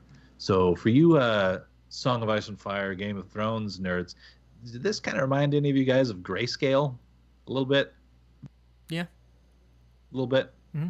Just in a way. I don't know if it's inspired there at all. But anyway, so not too much more happens past that. I mean, there's some more dialogue. But it all leads up to essentially Deckard Cain convincing the Lady of Thorns that this is a real threat, that the Dark Nexus is obviously a bad thing, and that the Raven Lord is trying to take another realm that we've just recently learned about, Alterac Pass. So, very end of the comic, there's essentially the Lady of Thorns getting people together to storm Alterac Pass, and not just any people, Gizmo, but your people. Mm-hmm. The allies are going there, serving her. And so it all culminates to the last panel where essentially the fight is starting there in Alterac Pass. And it does seem to be like Alliance versus Horde, Lady of Thorns versus Raven, or the Raven Lord. And I have a concern with this though, because I would find it kind of, I don't know if trite's the right word or just overdone maybe, if the Raven Lord just turned out to only be purely evil. Like I would love for them to explore a space where, like honestly, the Warcraft Lord does often, where yeah, he's got some evil tendencies, but there's some gray area in there. Maybe there is some noble aspiration he has by taking the Alterac Pass. I think there is. I think there could be too. He kind of hinted toward like bringing the Dark Nexus in so that he could save something or other. Yeah, so I'm still just not sure. Honestly, like I could say the same of Sylvanas. I don't know if they're gonna go the same route with her, where they're just too evil. I'd love to see more gray in both cases, but yeah, I mean, that's feeling that's bad pretty about much your faction over there. Oh no, I feel great. Sounds like you're second guessing yourself. I want her to go full evil because I sounds like you're second guessing. Exactly. Yeah. It also is interesting to find out that the Dragon Knight is the Queen of Thorns' husband. That's what I got from it too. Is it? That's what I got from it, but I don't. There's a single panel where they talked about he was a fine king until the curse claimed him, turning his body to stone, and she's looking straight at the mural of the Dragon Knight with the two children of the sun and moon, which apparently, if you go back and read some of the lore on like the wiki, those are their two kids who would have to come together to heal him or something like that. Well, how does the wiki know that? There was a lot some more lore stuff. released with the maps. Oh, okay. There's a lot of stuff, and I do mean to dig into some of these things a little bit more. Probably not obviously for this episode, but in the future, because I actually was, so when I was doing the bumper for this segment, I pulled up all of the Deckard Cain lines. There's a YouTube of it, and he gets into like explanations of these different realms and how they came to be and all this stuff. So there's more stuff in game that meets the eye at a quick glimpse. Oh yeah. But I definitely got the impression that the Dragon Knight was the cursed husband. I can see that. Turned to stone. I also want to know how one panel shows her hand turning to stone. I want to know how she pulls her hand into a fist in the panel before that, and then opens it back up. Well, it's turning to stone, but it's not like rock hard. It's just, she can still move it. Yeah. Yeah, it's like grayscale. Movable stone. Yeah, it's like, what's the rock dude from Fantastic Four? He's made of rock, and he can. That's not such a terrible curse then. Yeah, it's just your stone. But well, I imagine once it fully encompasses you, then you do turn to stone. Oh, Probably. okay. Yeah. That's convenient. Obviously, duh. Yeah. Jeez, do you not know how curses work, TBK? It's simple curses 101. If you're half stone, you can move. You're the stone because it makes sense, but not Sounds if you're like full a plot stone. curse to me. Gosh. Oh dang. So question I have here for you guys about Orphea, why the Raven Lord wants her back. Do you think it's his daughter? Doesn't he have the glowing red eyes too? Or am I making that up? I'm assuming it's a relative at least of some sort.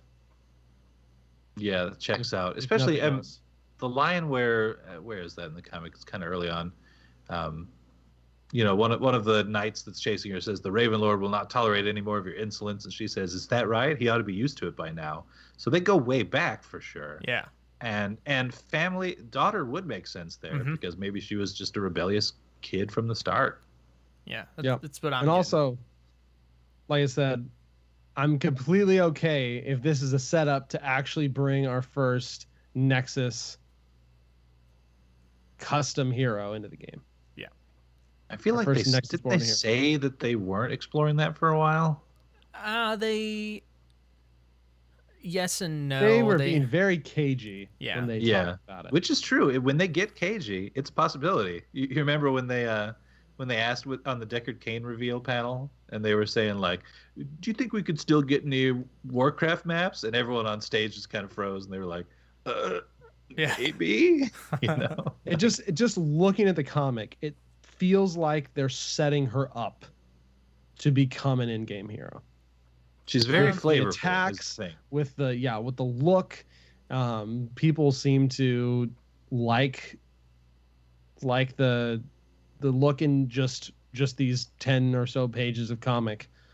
I could see it. I'd play it. I'd She support reminds it. me a little bit of Annie from League of Legends. Yeah. Just in the sense that it's like a little girl that's uber powerful and destructive, and yeah, I like it. For sure. And we do have a question concerning to lore that we'll get to here in a little bit. But before we get to that, we have some HGC stuff to talk about.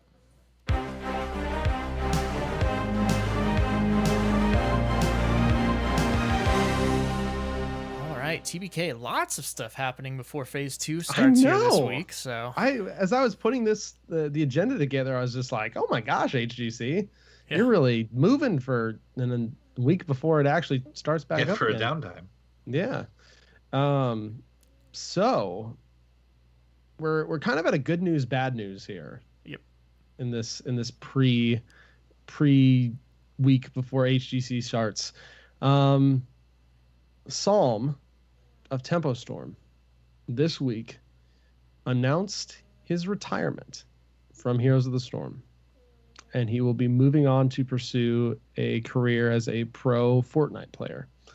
And so it was very unexpected, very sudden, I guess, for at least most of the community that wasn't like super connected within the pro scene, I'm sure. And very surprising for me personally, as Tempo Storm worked so hard and did so well, especially in the mid-season brawl. Right. And everyone was assuming that they would stay together and prep and get ready and really bring it at BlizzCon. And so, from what I've seen, I have not seen a replacement announced at this time. Yeah, I haven't as of record night, I have not seen a replacement announced, and I'm not sure exactly how they're doing it because this is an off roster swap retirement, and so I'm honestly not sure how or what's going to happen, who's going to replace or whatever. The part I want to focus on though is just how much. And this is not a statement, this is a question. How much will this set Tempo Storm back? He is a big part of it, and a name that's been in the scene forever. So that's hard to answer without knowing who the replacement's going to be. But that too. But regardless, it will set them back some. Yeah, sure. Because we're talking about a team that stayed together for the whole Phase 1. Was very successful, had a very successful mid-season brawl, and so it definitely will hurt just NA as a whole in the standings unless, one, they get someone just as good as Psalm, and two, that person can mesh just as good as Psalm did with the rest of the team. Yeah. And that number 2 is almost more important. Yeah. And so the first thing, once I saw that he was moving to Fortnite and stuff, and I read the tweet longer and everything, but it worries me a little bit. That, the reasons he gave and stuff were that, after playing Fortnite and stuff, it's kind of the most fun he's had playing a video game in a really long time, and it just reignited a fire in him. But at the same time, he still enjoyed HOTS, but with Fortnite and stuff just announcing their prize pool, and I don't think there's really been any. There may have been one tournament, professional tournament so far, but I haven't really followed that scene to see what the prize pools look like, the way people can earn money in that. Right. But with Heroes still being so new and not having the full 100% backing of a company, I mean, it does have backing of Blizzard, but we all know HGC is not their primary esport right now. Whereas Epic, like Fortnite, like they're going 100% on that, like Blizzard is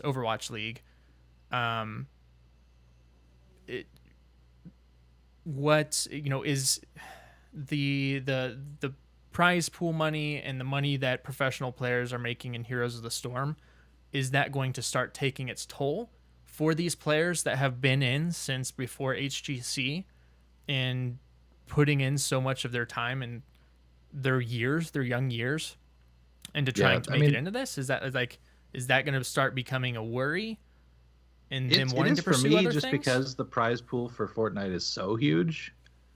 Like, you've got to. I mean, I even thought this when I saw the Fortnite prize pool announced, is that if you are capable of playing that game at that level, you've got to at least think about it. Yeah. And I mean, I don't know Psalm's Fortnite skills, and I don't know that much about Fork Knife, as I like to call it to begin with. But I mean, I get it. Yeah, it's sad to see someone leave the hero scene. I guess it just kind of reminded me of the issues people have brought up with organizations leaving and not staying, especially some of the bigger ones. If potentially that could start following suit players, which I 100% admit, like, this is probably most likely 100% overreacting to this. Could be, but it gets that thought process going, and I can't help but to worry a little bit in the back of my mind. No, and just to kind of offer a dissenting opinion too. Yes, this is a blow. It's definitely a blow for Tempo Storm. Mm-hmm. Yeah. Is it a blow for HOTS? Maybe a little bit. He's been around for quite some time, but at the same time, we have had a lot of players that have been around for many years, and this is going to happen. We are starting to get to the age in the game where we're going to start seeing some of these older pros. And that sounds so dumb when I say it in my mind, but esports is a much shorter life cycle than a lot of other, even professional sports, just because of how competitive and the reaction times and whatnot. But I think it's very normal that we will start seeing some of these older pros start to cycle out. And I don't think that's necessarily a bad thing, because then that will open up slots and open up room for new players, get the new blood in that are honestly very talented and maybe potentially even not getting a shot because some of these older players are staying in, or there's some sort of old guard that is just sticking around because they've been around for so long, not necessarily because they're better than some other people. That's not necessarily the case for everything, but there probably is some of that going on right now. Sure. And so I think this is just one of those things we're going to have to get used to seeing some of. And I think that we should look at it as it opens up opportunity for others to step up. More so than, oh no, doom and gloom, we're losing pros that have been around. I'll agree with you. I don't mean to raise doom and gloom with any of my statements either, for the record. But I'll agree with you. Absolutely, people will start rotating out. But if it becomes, and again, this is a if, but like big if it becomes we're seeing people rotate out because they're moving to other games, instead of just because, well, their skills past their reactions and stuff are slowing down. That's where it becomes. I think that's issue. fine too. I think that's fine too. That doesn't happen. We have to. Oh, that happens all the time. We have to realize that these people are playing the same game for 8 to 10 hours a day for years. There's going to be burnout. It doesn't matter how much you like a game. There's going to be burnout at some point. If you find another game that you like better or connect better, or is just something like, I've been playing HOTS for a long time, this other game came along, it looks like it'll have a bright esports scene, I'm really connecting with it, I'm really good at it, I want to break from HOTS. I don't think that's a bad thing. I think that's very normal. I can totally understand that, because I get burnout from WoW, and I don't even play WoW 8 to 10 hours a day, 7 days a week. for stuff. Sure. Imagine, I mean, yes, you're doing it for a job. There's some form of repetitiveness, and you're just going to do what you're going to do because it's your job. But at the same time, it's a very normal thing to experience burnout. And after 3 or 4 years, I don't think that's surprising to me at all. I agree and I disagree, but it could get into a really long discussion. And because this is a one-time thing, there's no reason to have that discussion. But I just this we'll kind see. of thing We'll is just something to keep an eye on. Yeah. Is all for sure. for now. Mm-hmm. Yeah. But good news. Yeah, but like you said, there's good news, and the good news comes in 3 forms. First, Team DJ, which was formerly Gale Force Esports, has been sponsored by a brand new org called Endemic Esports, and they are going to be joining the HGC starting this phase. And I believe, and I know I'm going to say it wrong because I am not in the basketball scene at all, but I believe they're backed by a pretty big basketball player.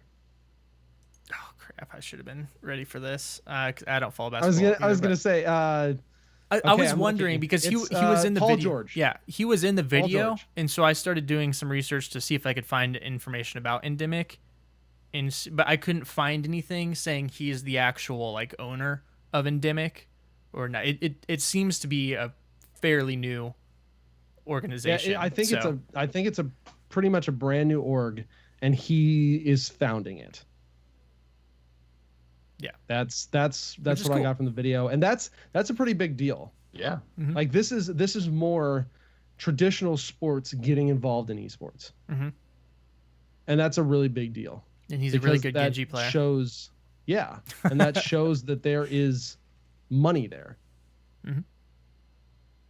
So Yeah, I think that's good pickup. It is, and I do think that's always really a great thing for esports at this point. Whenever you see the endorsements from the traditional sports, why can't Trevor? Why can't I think of Trevor's last name for some reason? Baseball player, pitcher for Minnesota Twins, is really You involved. think we know sports? We're not going to help you I out. know. It was really involved in Overwatch, and he's been into Fortnite and stuff now, and he's streaming. It does bring, I think, eyes from a different audience from the traditional sports to esports, which is really cool. Yeah, That is cool. Yeah. Also, traditional sports, also known as T sports. for the T record. sports, T Yep. sports, and esports. Yep. Also on the sponsorship front, Granite Gaming is picking up Team Diamond Skin, and this is on the EU side. And another not a huge esports sponsor, but I believe now there's only one team from each region that's not sponsored. I think No Yeah. Tomorrow is the only NA team left that has not been sponsored. And Zealots might be the only one left on the EU side. It's not sponsored. which is still crazy because they're so I don't understand why no one has picked up Zealots. Come on, guys, pick up Yeah, Zealots. They right. were really freaking good. So yeah, something to celebrate. Mhm. 2 new orgs jumping into Heroes. Yeah, Um, for sure. Also, and I'll link the full article because I don't want to spend too much time on this. Tim Rizzo is a reporter for Invent Global, and he does a lot of Heroes stuff. And he got to talk to the Heroes of the Storm esports product lead. We'll have the link to the full interview in the show notes, lordsofthestorm.libsyn.com to check that out. But one of the big things I wanted to highlight for people who are wondering, Tim asked John, as you're well aware, the battle royale genre of gaming has exploded in the scene and has impacted where people are dedicating their time in terms of viewership and playtime. How has this impacted Heroes? And John goes on to say, I think our viewership is up an average of about 15% this year, which is pretty good. It's tough to quote specific numbers, though, because it fluctuates. But for example, our LAN events, we're exceeding all of our numbers from last year. Sometimes it's double, sometimes it's 30%, but we're outperforming. So I And wanted you're to losing just throw in players. that little quote. I'm just kidding. Yeah. I was just throwing a little salt. I'm just kidding. What were you I throwing? said Andy Salt? lost one of your best NA players, if not your best. But no, this is really cool because it also tying it into something that was earlier on in the article, which is something I'd wonder with, like viewer numbers are up overall, but it has felt kind of like they've been down because the Blizz Heroes Twitch page view count hasn't always seemed as high as it normally is or used to be. But that's because they have opened up those channels for different languages and stuff. And they said they've been seeing a lot more people that aren't English speaking native they're watching from those accounts. Yeah, which is awesome. Cool. It's really they've invested in that so that people can actually watch streams in their own language. Mm-hmm. Yeah. But No, this is overall good news for Heroes. It's also, I mean, esports in general is just moving in the right direction. I'm going to cite, so there's some news articles that came out very recently where Goldman Sachs, financial analysts, crash the stock market kind of guys, they think that esports are going to have 300 million viewers by 2022, like the NFL. So in just a few short years, we could be as big as the NFL. That's cool. Per Goldman Sachs. yeah, that's a pretty big deal. Oh, I do want to mention this because it slipped my mind and it's coming out tomorrow. LFM is not sponsored. Looking for more esports on the NA side is not sponsored yet either. But I do have an interview with Fury coming out tomorrow on Heroes Hearth about his jump LFM. Nice. Cool. So if you're interested in checking out some more of what Fury is doing on the new team after the move and what they're thinking of and his thoughts on tanking, that just pops into my mind because it's like, oh yeah, LFM. Someone should sponsor them too. And no tomorrow. Yeah. Then we'll get everybody sponsored. You get a sponsor. You get a sponsor. Everyone gets a sponsor. And speaking of HGC, since we've been speaking of it for the last 20 minutes, it starts on the 29th. That is 2 short days away. If you're listening to this in the morning, you just need to wait 1 day. Like, Yeah. this is some crazy time hopping going on. Starts at 4 o'clock Central, Friday, June 29th, for NA at least. EU, of course, is earlier in the day.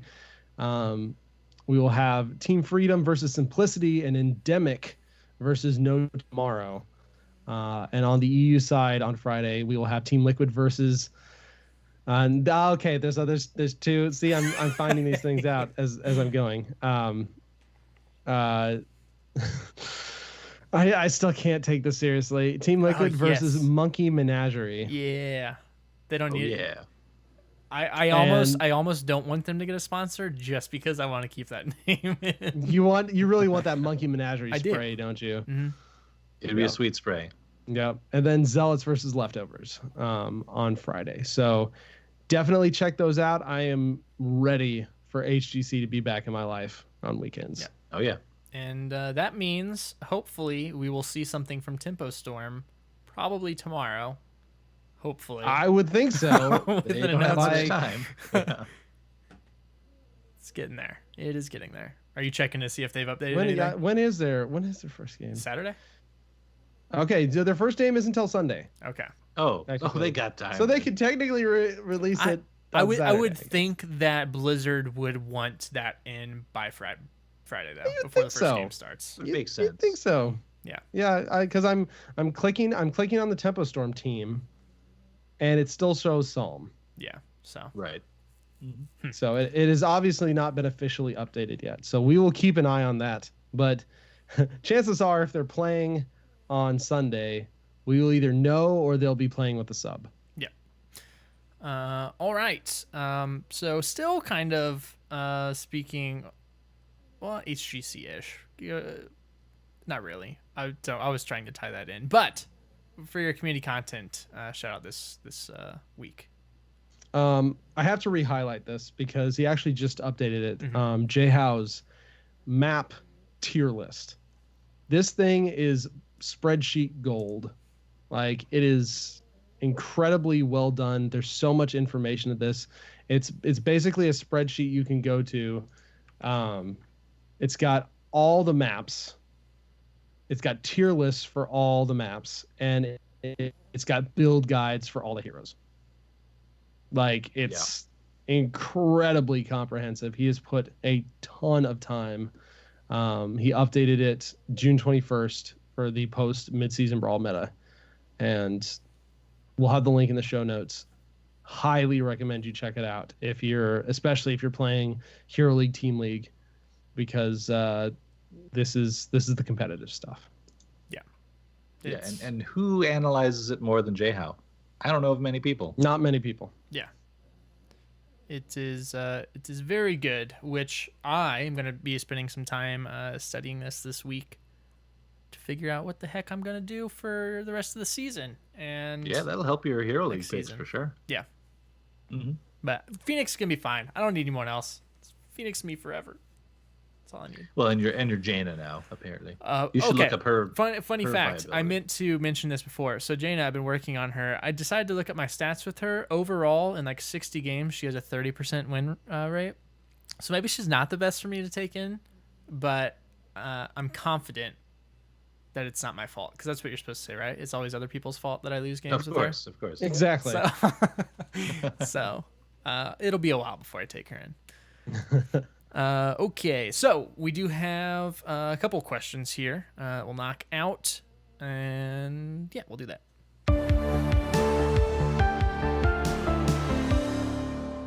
All right, our first one here, multi from Joro. Yes, Joro writes, when I began playing HOTS, I loved playing Illidan. I was a Phaladin at first, but got okay with the hero. Now there just seems to be too many heroes that can do the same things he can do and have more survivability. Do you think he needs a buff or rework? And I'll first of all just point out that your story of starting off as a Phaladin and then getting better actually mirrors Illidan's story himself. So that's very poetic. That's good. It's like you're reliving the Burning Crusade into Legion, it's good. No, but okay, answer the question. Yes, I definitely think he needs a full rework.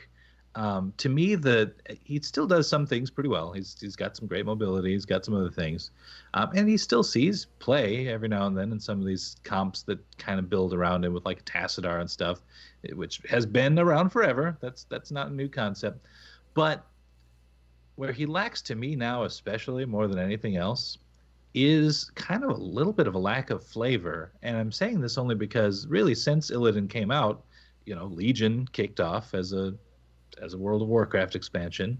There's been the whole Demon Hunter class now, and I feel like if Illidan is to, and as he should, he trained them all. If he is to embody Demon Hunters as a class in Heroes of the Storm, I don't think this rendition of him is doing that good of a job. I would love to see an I-Beam, for instance, would be like one of the iconic things I'd love to see.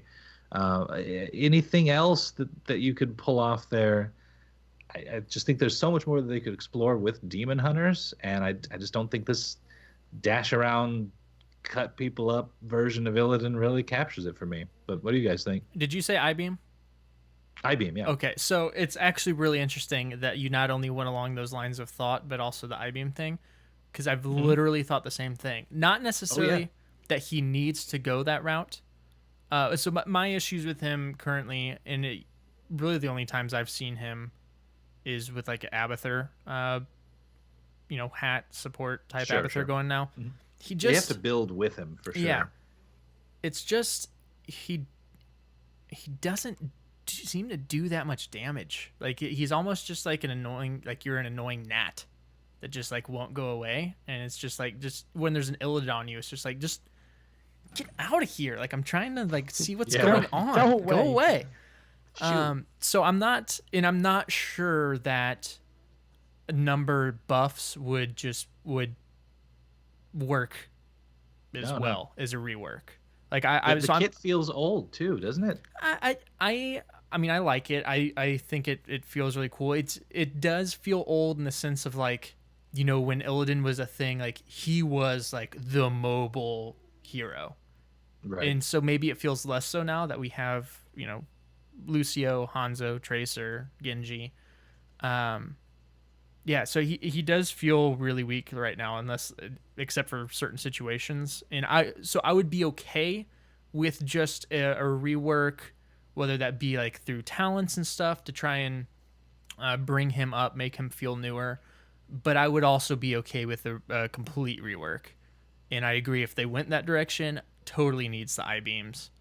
But yeah. There's probably a million more Demon Hunter abilities they could pull in. I haven't even tried the class yet, but there's got to be more. Well, I mean, a lot of the Demon Hunter abilities, at least the DPS side, I can't remember if it's Vengeance is the DPS side. I don't know. I think Vengeance is the tanking side. Jack can help us out, maybe. A lot of that stuff does feel like his kit. Like the main abilities, like a huge dash. Some of the forward dashing, and stuff. yeah. So, I know. I think just from Blizzard's design philosophy, I don't believe they will ever change Illidan like that. If they wanted to do that, we would probably see a completely separate Demon Hunter hero of some sort. Maybe that a tank. Incorporated more of those abilities, right? I think Illidan should definitely be on the list for a rework, though. I think he needs a lot of talent overhaul to make. I'm okay with his base kit. It's been like that. It's Illidan, and I mean that's why they're not going to change him. The people who play Illidan enjoy playing Illidan. If they want some serious thing, they'll just make a new hero for it. Because there's definitely room, I believe, for another Demon Hunter type hero that has a lot of the WoW type Demon Hunter abilities. But I do think, like you guys were saying, his kit does feel very old. He is one of the original heroes, and he's got very little build variety right now. And so I think a talent overhaul and adding diversity to his kit would be very much appreciated. Yeah. Where do you feel like he kind of fell off? I think, like, for me, if I'm trying to think of a specific point, would almost be the introduction, like, with armor. Because they're so... Ooh, maybe. And maybe he might... Because I am seeing him more lately. Maybe that has to do with base armor being taken away. But there's still so many ways to get armor now that the little damage he did is even less now. So it really even seems even more so a gnat just flying around because he can't get through that. That's part of it, I think. He got several nerfs as well. Especially Metamorphosis got nerfed into the ground quite a while ago. To the point where most people just started leaning towards Hunt. Yeah. But yeah, I mean, armor might be part of it, and then part of it is the talent tree. Like, he doesn't have any of the quest type stuff. He doesn't have anything to deal with any sort of armor. He doesn't have any sort of armor shredding or anything like that. It's just an old talent tree. Yeah. Yeah, and I mean, some of it is what Joro mentioned in the message, that there are other heroes that can do similar things. I mean, he's just not the best melee assassin, and that's kind of a hard role to balance and fit well. I mean, I would take Thrall over him now, for instance, and a few others, but... And CC counters him hard. Yep. And there's a lot more always CC in the game. Mm-hmm. Because if he's not auto-attacking, or if he can't auto-attack, he's worthless. That's how he gets his ability cooldown reduction. That's how he gets health back. Right. Yeah. All right. And our next question here from Naraki concerning lore. Well, not question, but feedback. Feedback, yeah, and valid feedback for sure. So, and because of that, yes, Naraki, I'm gonna try to do it as much justice as I can. Try to read it as much as I can. So here we go. Okay, so it's a little long, but it's cool. So Naraki writes, okay, so my email this week is again in regards to the lore. As I said before, I really do think Blizzard went the wrong way about this. You don't give lore out by drip feeding it to the community. You go all out and give a ton of it. You want people interested in it? Then give something out that people can chew on. As it stands, 2 very short comic books that barely contain much of anything is not nearly enough. I understand that being afraid that people might not like it and that you might not be confident in it as material is a concern. But guess what? That's life. This is Naraki again. Anyway, the solution of drip feeding us that stuff will only serve to make people not as interested in it as they could be. Another thing to consider is that a much larger problem is that it's not in the client within the game. I can't stress it enough, and neither can the Lords of the Storm, just how important it is to have it inside the game client so that it's right there for people to see.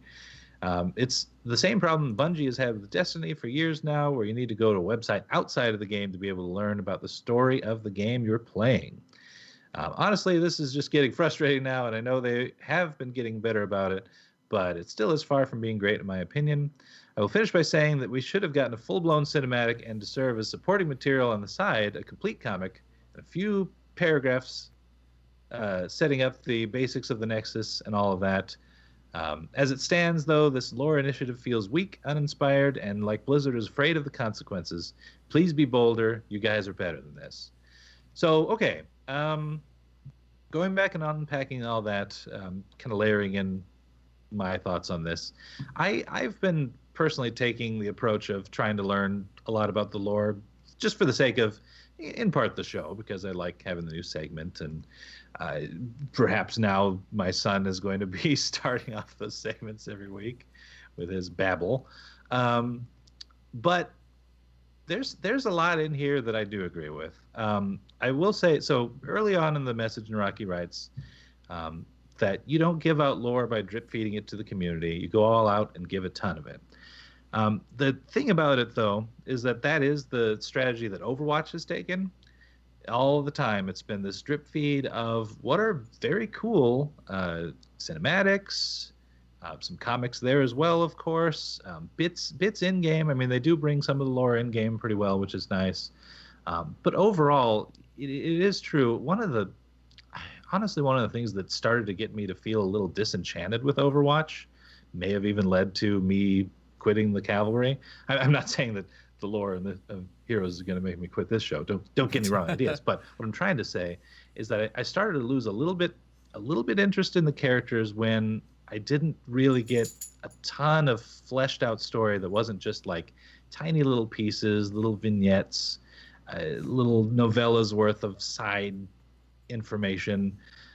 It became a lot of work. Like I do feel like if you need to analyze Overwatch lore, like to truly become, I guess, a lore master in it would be a lot of work, reading a lot of different sources. The website gets updated with a bunch of stuff, analyzing all of that. And it is true. I mean, I do feel like Blizzard is following that model when it comes to Heroes of the Storm. And I mean, I've said on the show before that I think the stronger model for sure is the one that World of Warcraft follows, which, I mean, it's hard to emulate because Warcraft just has these decades of thick, rich lore that they can kind of retcon sometimes and go back and fix things, especially with these Chronicle novels. But I mean, they have the background to build that on. I hope that Blizzard looks at this as a means of building that kind of background for the Nexus. And I don't think it's as easy to do because it's this standalone realm and contains heroes from all the different games. And I mean, there's challenges there. But I think that would be a better approach than just these little small snippets myself. And I think that it could be done with, kind of like Naraki's hinting at here, longer form.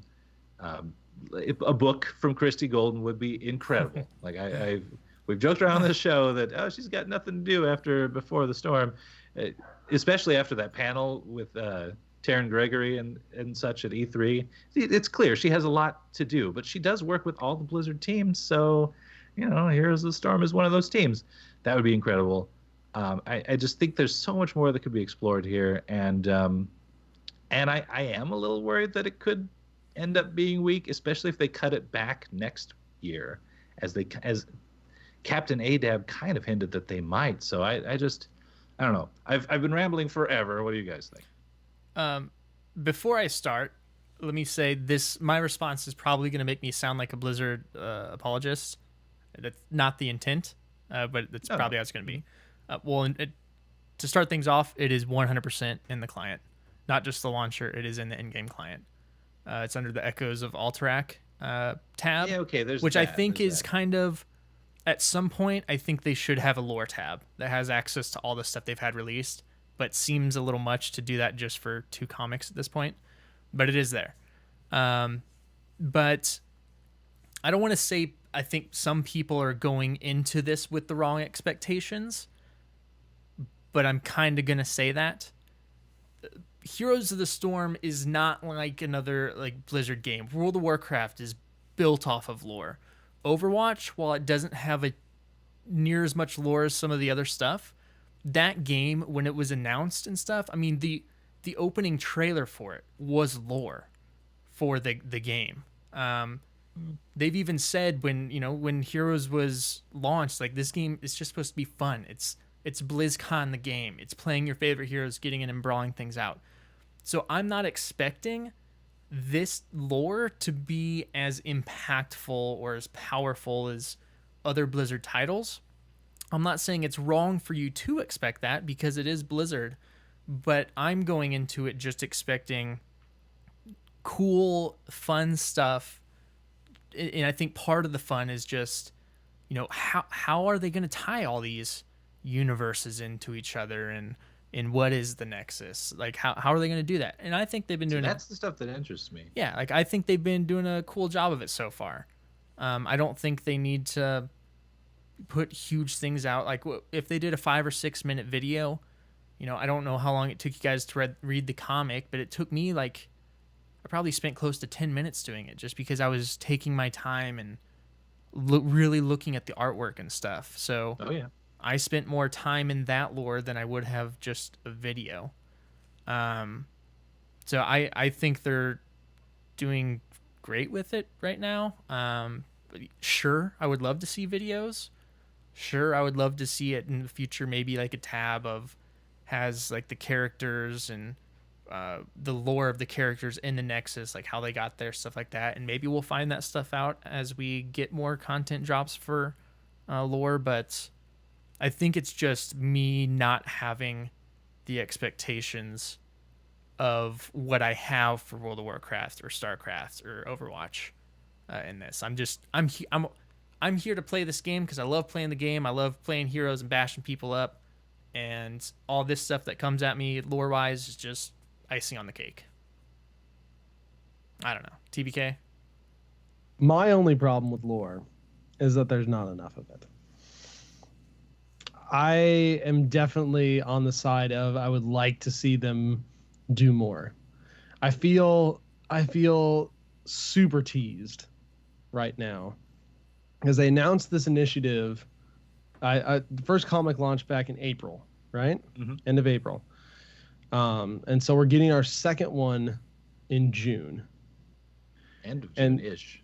End of June-ish. And they talked about this being a big initiative for the whole year. And we've gotten 2 comics and a tiny event. In Battle for Alterac, I would say yes and no, it's a lore event. Because yes, they mentioned it in the comic, but no, it doesn't actually tie in anything in game. So it's very interesting to me. I kind of agree in that I would like to see them, if they're going to do this and try this, I would like to see them go in a little more whole hog and just have release more content around it, because we've gotten 2 10-page comics and a cool background and 2 skins. And I don't know, I just feel like the announcement when they talked about lore, especially when they had this whole 8-9 minute video with Alan and Kevin talking back and forth about it, Right. it made it seem to me, at least, that it was going to be a much bigger deal than I've seen so far. That's a good point. Maybe they're holding some back. I don't know, but it just seems to me that I'm just surprised there hasn't been more after the impression that chat left with me. Like it was going to be this really big push through the end of the year. And we may still get that. But I feel like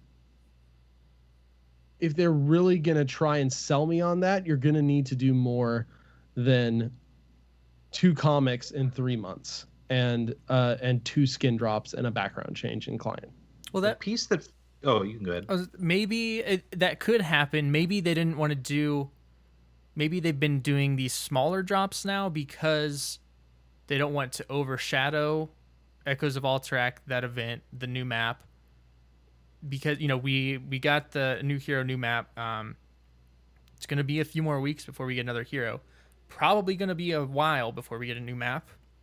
So maybe there will be something bigger or bigger stuff coming through the end of the year.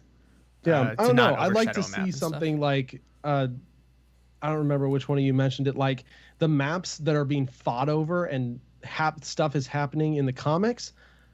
I want to start seeing the changes in game. Yeah, that would be really cool. That's how I interpret it. That's the kind of tie-in I want to see. Mm-hmm. When we was talking about it being in the client, you're right, Gizmo. I mean, we've got tabs and such now. I was interpreting it to be more like we were talking about earlier, incorporating more Dark Nexus in Cursed Hollow, having like that fight going on. Oh, yeah, Towers of that Doom. might be it. I mean, that was Dark Nexus. They have been changing that stuff in client. I mean, I imagine that's the backgrounds. That's probably a lot of work to do. Oh yeah, on the map side.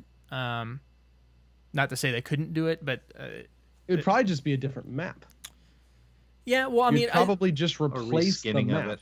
Yeah, because I mean, they've done this before. They did a snow version of Cursed Hollow that had Christmas lights. What? And How do I not remember that? You don't remember the Snow Brawl? Oh yeah, there was Cursed Hollow became Christmassy one year. It had Christmas lights, had the snowball stuff, had the little snow mounds and stuff like that. So we know it's possible. Yeah, okay, yeah. You know, it's totally possible. Totally do that. And so I'm just, it feels like they said they were going all in, but they're really just dipping their toes. And at least for me, I find it interesting, but it's starving me basically. And so I want to see more meaty lore drops, I guess. Yeah. Boss in chat actually reminded me of something, and this isn't directed at you, but you said I don't like the lore aspect. Personally, what got me hooked on HOTS was Uther saying this is the Nexus, doesn't matter or doesn't have to make sense. The thing I don't understand about this, sure, I can understand people being upset about how the lore is being approached, how much we're getting, stuff like that. But I have seen people on Twitter who have literally made the point of this lore is ruining the game. Like, what? What? Yeah, that's... Relax. This lore does absolutely nothing to the game. You don't have to click on that comic whatsoever. Like, these 2 comics haven't been for you. Cool. Third one comes out. Click on it, see if it gets better. Don't click on it. Doesn't matter. The game is the same. Also, I think Alterac Pass kind of proves that the lore's not ruining the game, because I mean, what we've been wanting forever is a Warcraft themed map. Yeah. And now we have one, like it's still straight from a Blizzard game. They're not going so far down the lore route to where every new hero release is going to be like, oh, it's Orphea this week, and next week it's going to be the Lady of Thorns. Like, they're never going to go that route. This is, and they even said in the very first panel when they discussed lore with the Deckard Cain reveal that, I mean, in the end, it's a game that pays homage to and just loves all Blizzard IPs and brings all that in, and that part, the core identity, isn't going to change. Yeah, they're just adding a little flavor on top of it. Yeah. And then you of course see the people on Twitter that's like, oh man, we were having this issues with the game. Oh well, at least we got a second comic. Like, it has nothing to do with each other, guys. Come on, let's have fun. Yeah. Let's have fun with the game. The game is the whole point of this. You're putting some very delicious chocolate sauce on my hot ice cream.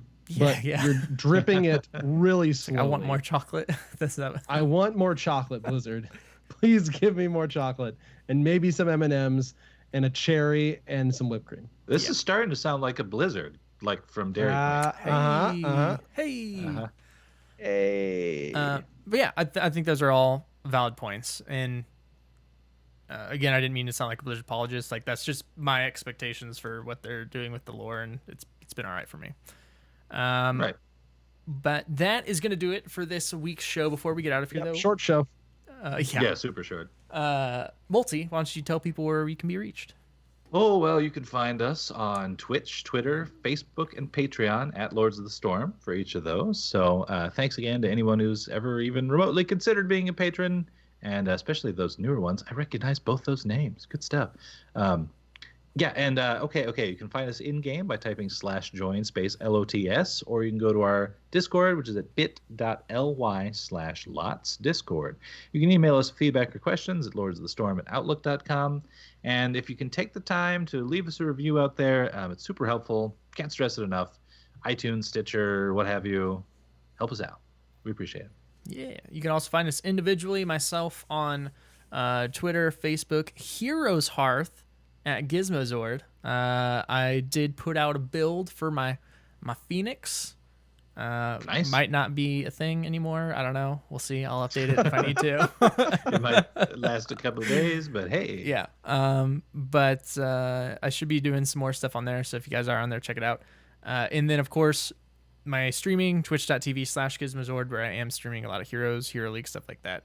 And Convert Trade presents BattleNet News, the World of Warcraft podcast focused on all things Blizzard.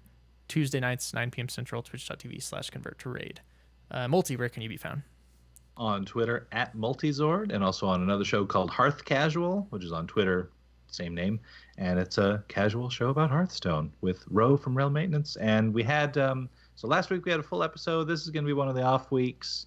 But honestly, we're just kind of wrapping up the Taverns of Time now anyway. And although the recent brawl is interesting, I'm sure Ro's going to come up with something there. But yeah, we're looking at potentially, by the time we have a next full episode, at least some teasers for the next expansion. So buckle up. Buckle up. TBK. You can find me on Twitter at TBKZord and on Heroes Hearth as well, where, as I mentioned earlier, I have an interview with Fury coming out tomorrow.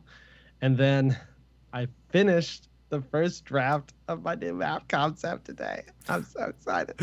I'm still writing the lore for it. And when I say lore, it's actually turned into a short story. Longer, so there you go. Longer than your Ragnaros short story, or? Well, so I looked up the definition. So a short story is anything from 1,000 to 4,000 words. How many was your Ragnaros lore? A little over 1,000. Okay. Ah, yeah, okay. Interesting. So it technically fell into the short story category, but that is going to come out next week. All right, looking forward to All it. right. We want to give a special thanks to our Patreon producer, Ouroboros Sword, for helping support the show, as well as Wicked Kitten and Chat for keeping things cool. All of our patrons out there. And Blizzard for the sweet jersey and the other two ones that are okay. Until then, we'll see you all same time, same place next week, Wednesday, 9 p.m. Central. Have a good one.